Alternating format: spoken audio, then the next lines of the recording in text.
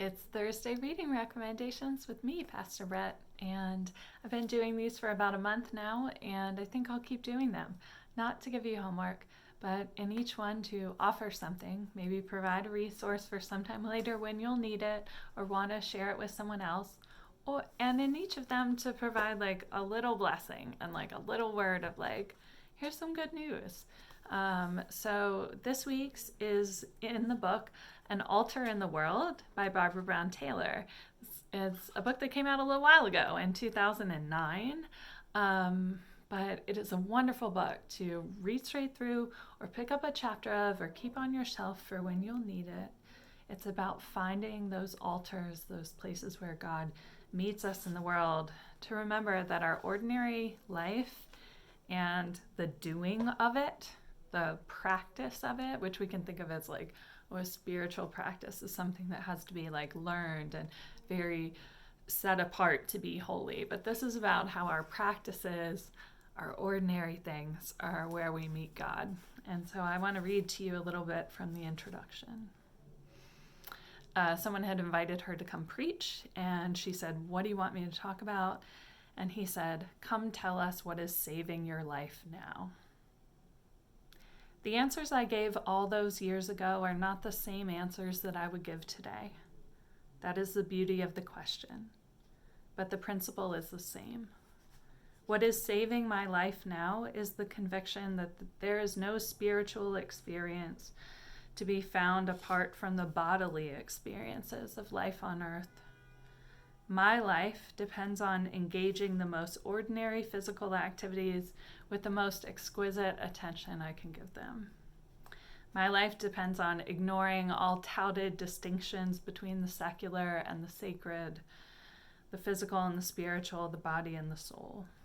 What is saving my life now is becoming more fully human, trusting that there is no way to God apart from real life in the real world. Each chapter in the book is a tentative answer to the question that priest asked me so many years ago. For lack of a better word, each chapter focuses on a certain practice, a certain exercise in being human that requires a body as well as a soul. Each helps me live with my longing for more.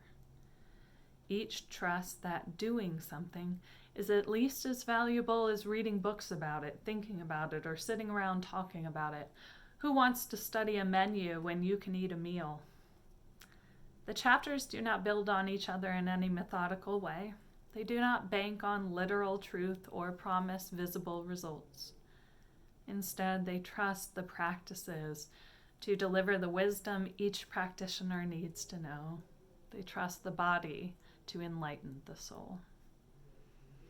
In a world of too much information about almost everything, bodily practices can provide great relief.